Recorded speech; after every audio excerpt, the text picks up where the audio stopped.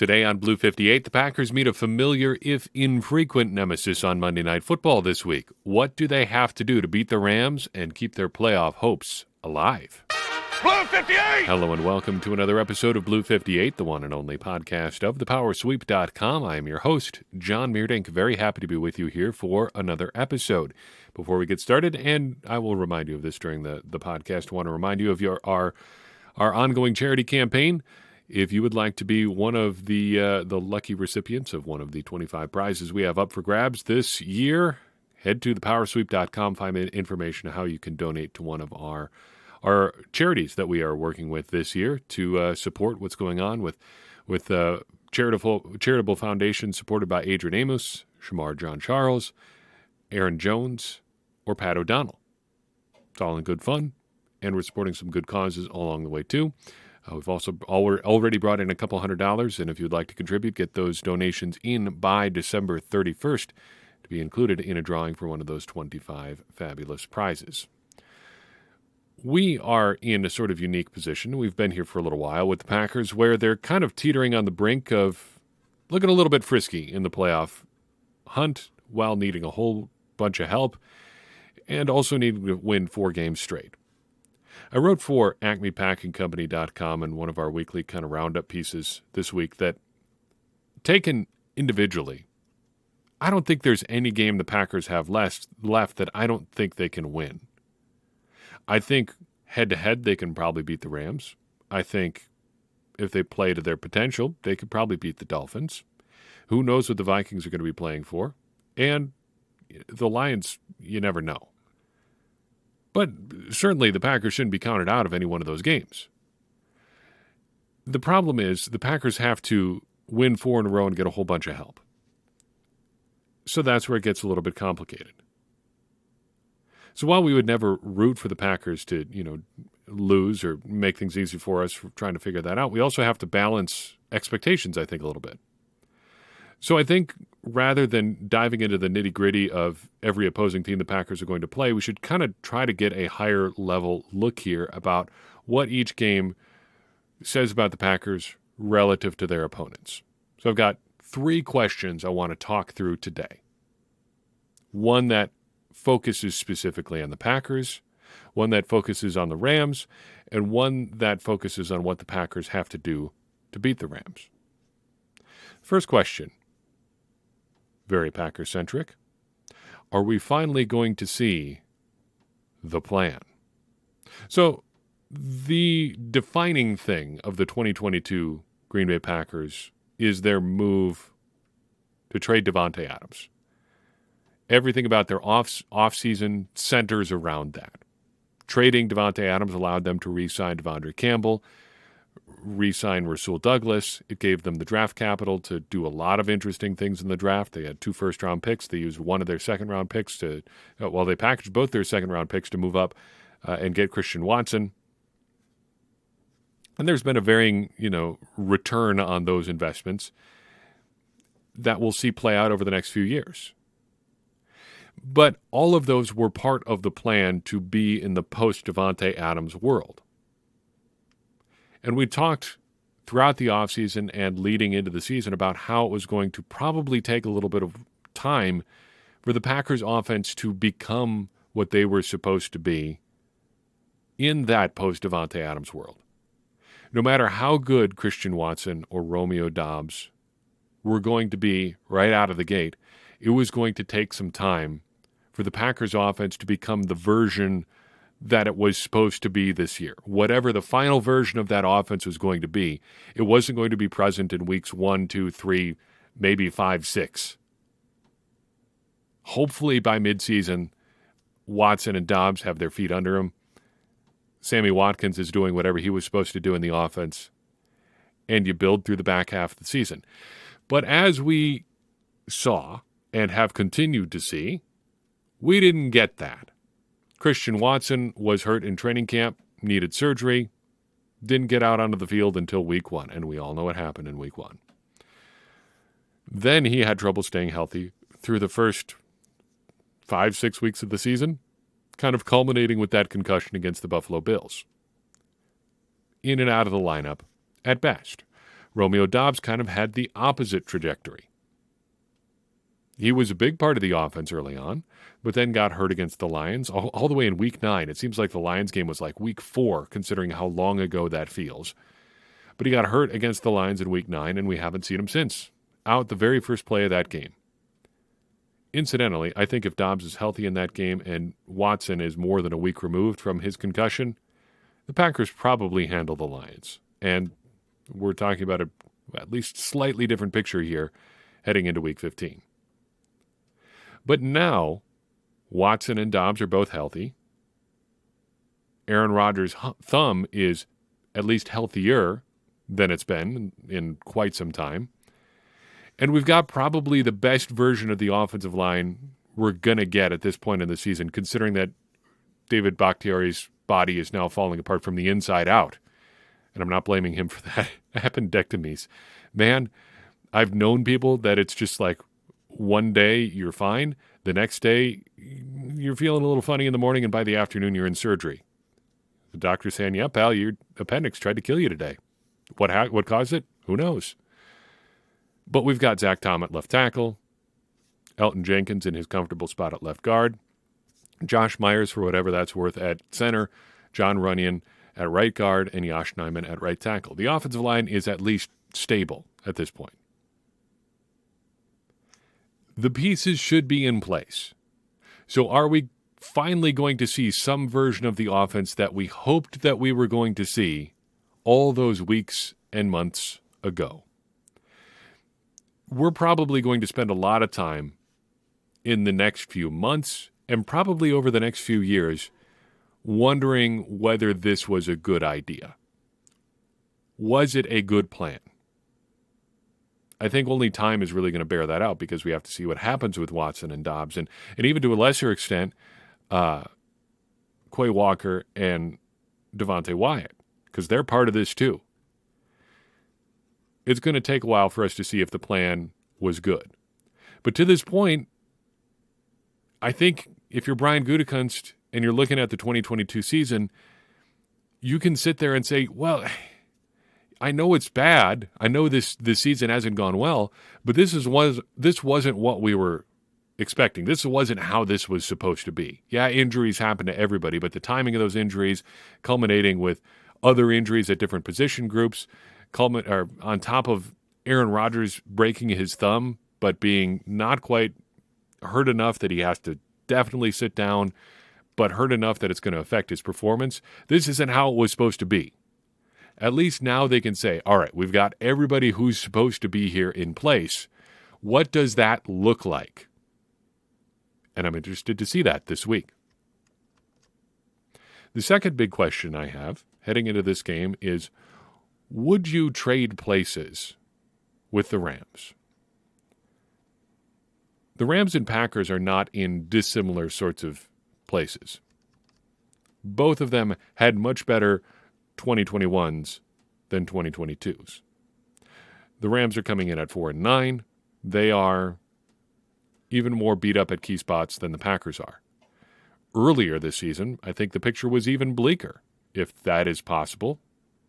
They were starting like USFL caliber guys on the offensive line at points. And Matthew Stafford's injury situation hasn't really gotten better. There are fairly strong arguments saying that he probably isn't going to play football again. I mean, you talk about the words bruised spinal cord, and you can see why. But there's a key difference between the Packers and Rams from last season. The Rams won the Super Bowl, and the Packers did not. The Rams won the Super Bowl not exclusively, but in part because they really went for it last year. They gave up a boatload of picks to get Matthew Stafford. They gave up even more picks to get Von Miller. They made sure that they got Odell Beckham Jr., among other moves. It's not exclusively because they made those moves that they won the Super Bowl, but it sure helped quite a bit. And they did. They won the Super Bowl. And they've got a slogan for it as well. You know the slogan? If you don't, You're not going to hear it on this podcast. But now the Rams are kind of gutted. They looked like a team that had one run in them, and now they're tapped out. And the top 10 draft pick that they would have to rebuild after, well, kind of gutting their draft capital last year, well, it's in Detroit now. It's going to be helping the Lions with their rebuild. My question is, if you knew you could win a Super Bowl, what would you be willing to give up? How long would you be okay with being bad? Because I have to imagine being 4-9 the year after you win the Super Bowl isn't great, but you can always look back and say, yeah, but we beat Tom Brady in 2021 in the playoffs. Then we took down the 49ers, which is always fun, our divisional rival. And then we won the Super Bowl. And no matter how bad we were in 2022, in 2021, we were the last team standing. And nobody ever can take that away from us. So what would you be willing to give up? How long would you be okay with being bad? Are you okay with a year, like the Rams are having? 2 years? 3 years? How long would you tolerate being in they have no chance of winning the Super Bowl mode before the glow of that single championship wears off? I say this all rhetorically because I don't even know what my answer would be. Because, I mean, I've been lucky enough to see the Packers win 2 Super Bowls, 1996, 2010. If you told me that I could have guaranteed a Super Bowl in 1996, how long as an elementary school kid would I have put up with being like abysmally bad before the good feelings that came with winning that Super Bowl wore off? I don't know if I have the answer. I can't say the same about 2010 either. I mean, I can say the same for 2010 as well. Like, I don't know. It kind of gets to that old question of whether you'd trade places with Giants fans, because they won in 2007 and 2011, as Packers fans are all too familiar, but they would have had practically nothing to show for the rest of the years, pretty much before or since then. I mean, dating back to the Parcells era, from then to 2007, it was pretty bleak. And then other than 2007 and 2011, it's been pretty bleak. If you could have guaranteed the Packers winning a Super Bowl in 2014, say, would you trade having at least a partial chance at winning Super Bowls in 2016, 2019, 2020? Because the Packers had shots in those years. They were in the NFC Championship game. Sure, 2016 and 2019, they bluffed their way there a little bit. They were not necessarily the best team in the world, but they made it there. In 2016, they dragged themselves, clawing and screaming, all the way to the NFC Championship game in Atlanta. And they just ran out of gas there. But they were there, and, a couple things break your way, you never know.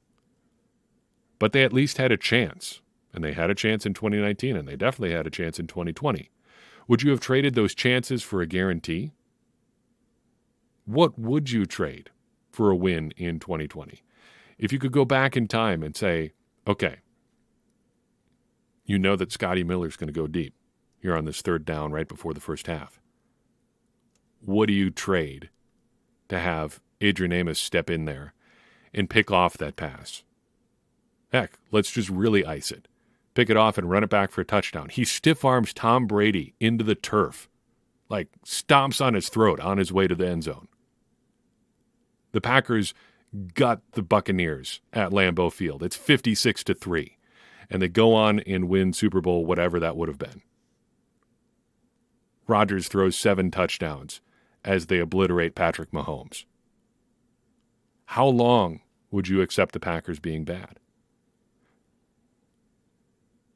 I don't know. I don't know what the answer is.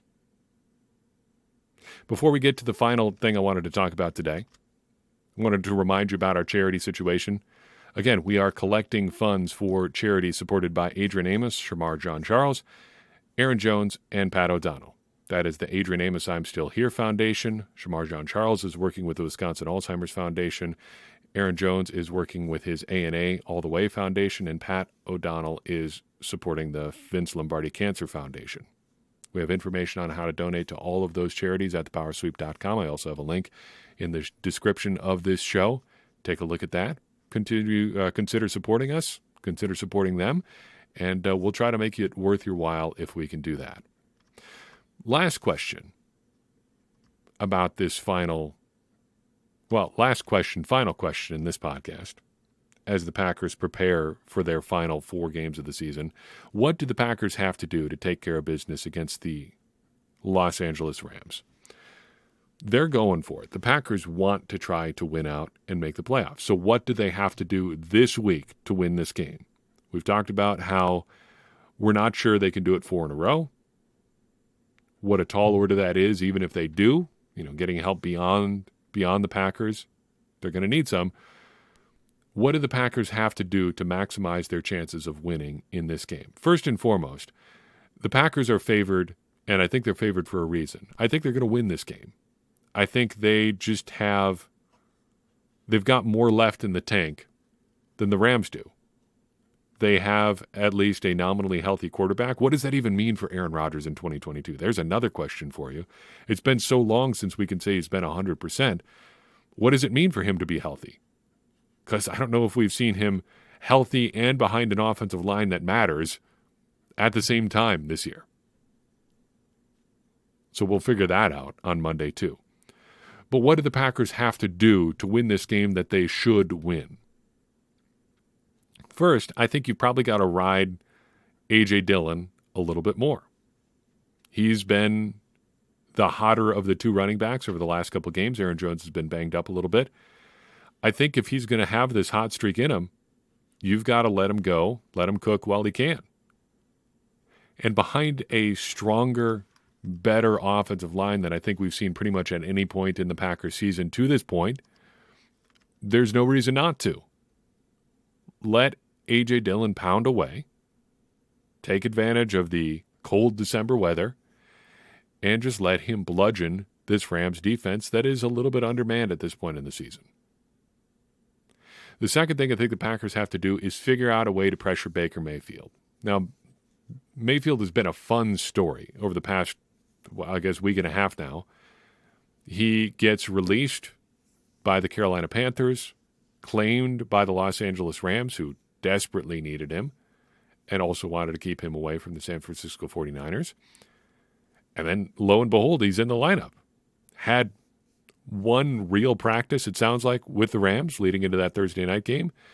And there he is, leading a 98-yard game-winning drive for the Rams on Thursday Night Football. Now, no matter how much practice time he's had with the Rams since then, I still think it's pretty fair to say that it would be surprising if Baker Mayfield was overly comfortable in the Rams offense. And we've seen that even when he's in offenses where he is comfortable, there is a little bit of bad Baker Mayfield in Baker Mayfield, in that he sometimes does not make the greatest decisions on the football field. So, how do you encourage him to make more of those bad decisions? Got to get a little pressure on him. And that has been easier said than done for the Packers since Rashawn Gary was injured. But the Packers still have options. They've got Preston Smith, they've got J.J. Enagbare, they've got Justin Hollins, and Kenny Clark was looking a little bit more sprightly against the Bears, too. I have the lowest possible expectations for Joe Barry at this point, but I think with that sort of cadre of guys, with Kenny Clark, with Preston Smith, with some combination of Enagbare, Hollins, throw Quay Walker in there, turn him loose on the blitz a little bit more. You should be able to get some pressure on Baker Mayfield, and that should lead to some bad decisions, which should be some good things for the Green Bay Packers. Related to that, point number 3, turn Jaire Alexander loose. I think I don't want to say I was more supportive of Jaire during the Bears game than most, maybe less critical than it seems like a lot of people were of Jaire Alexander and how he played against the Bears, because Dusty Evely did a couple of really good breakdowns on this. It was kind of as we suspected right after the game. Jair got beat a couple times deep in that Bears game. But there was something the Packers were trying to do in that game, and it involved Alexander playing hard on short passes and outs. That was the reason, especially on the N'Keal Harry play, that he was able to get loose. Or N'Keal Henry, whatever his name is. The other big wide receiver who was disappointing with his first team, who is now with Chicago. But Alexander was playing hard and fast against the short stuff, biting hard, and it led to him blowing up a couple plays. Yes, he got burned a couple times, but he also made a big play on the interception and made a couple other nice plays, stopping plays before they could really get started. I want to see the Packers kind of lean into that a little bit more. They've got two guys that are really capable of making things happen when they get the opportunity to freelance a little bit. Jair Alexander is as good a corner as you can really hope for, especially on this Packers defense. There are better cornerbacks in the NFL than Jair Alexander, particularly this year. He hasn't been in an ideal situation, but he hasn't always played his best either. But I think he's at his best when he can play a little bit looser, not be called upon to just exclusively play as conservative as possible and avoid giving up every big play, because he can make some plays on his own too. I would like, with the Packers attempting to get pressure on Baker Mayfield, to let Alexander and, I guess, in a related point, Rasul Douglas have the freedom to try to make some plays. Because those kinds of plays have been few and far between for the Packers defense this year. And if there's anybody who is going to give you the opportunity to make some of those plays, it's going to be Baker Mayfield. On the offensive line, I think just turn the left side loose, too. Zach Tom, a little bit on the lighter side, and that has proven to be a detriment for him at times this year. We're not going to fix that this year. I think the Packers should operate as though Zach Tom can take care of himself. There's no reason to be overly, I think, cautious against this Rams front. And if you are going to be cautious, I don't think it's because of their outside rushers at this point in the season anyway. Aaron Donald is the one you have to worry about, and he's going to be coming from the inside. So let's see what we can do to stop him on the inside. Let's turn Zach Tom loose on the outside as we try to solve the inside pressure issue. The max protects the Packers are going to be running this week, if and when they run them, should be focused on that, not on trying to prop up Zach Tom. Finally, I want to see the Packers try something, anything different to stop the run this week. They released Jack Heflin. Sure, fine, whatever. But they've just thrown so many snaps down the well of Dean Lowry and Jaron Reed again and again and again. They are not going to save the season. Let's please try something different. One game between now and the end of the season, I want to see Devontae Wyatt play 30, 35. Let's get really greedy. 40 snaps. Just let him play. Activate Jonathan Ford. Give us some proof of life on Jonathan Ford. Put him on the field for one play just so we can see that he actually does exist. He's turning into a giant-sized version of Ryan Grant from a couple of years ago. You remember that? Ryan Grant, the former Washington wide receiver, signs with the Packers. I believe it was 2019. And he was on the active roster for like 11 weeks and was never active for a single game. That's Jonathan Ford, except he's mass-wise probably 3 Ryan Grants. Pretty close. Let's just try something, anything different up front. If nothing else, this final month of the season, these last 4 games, should be a time when the Packers can try some things. What they've been to this point in the season has by and large not been enough. Even against the Bears, they were this close to getting beaten in Chicago. It's just got to be a little bit different. Try something. Shake something up. Be a little bit different. Just try it. And you never know what could happen here down the stretch. But you got to be willing to be a little bit different first. That's all I've got for you on this episode of Blue 58. I'm excited for Monday Night Football, and I hope you are as well. It's not the game that I think we thought we were going to have back when the schedule came out. Packers get the defending Super Bowl champs on Monday Night Football. And yet, it's always kind of an event too. So enjoy it as much as you can, and let's see if the Packers can keep this thing alive. In the meantime, if you enjoyed the show and you think someone else would enjoy it too, I'd appreciate it if you would share it with someone you would think would enjoy it. It's going to help more people find the show, and it's going to get more people involved in this conversation that you and I are having about the Green Bay Packers, which in turn is going to help all of us, me included, become smarter Packers fans. And as I always say, smarter Packers fans are better Packers fans, and better Packers fans are what we all want to be. I'm your host, John Meerdink. We'll see you next time on Blue 58.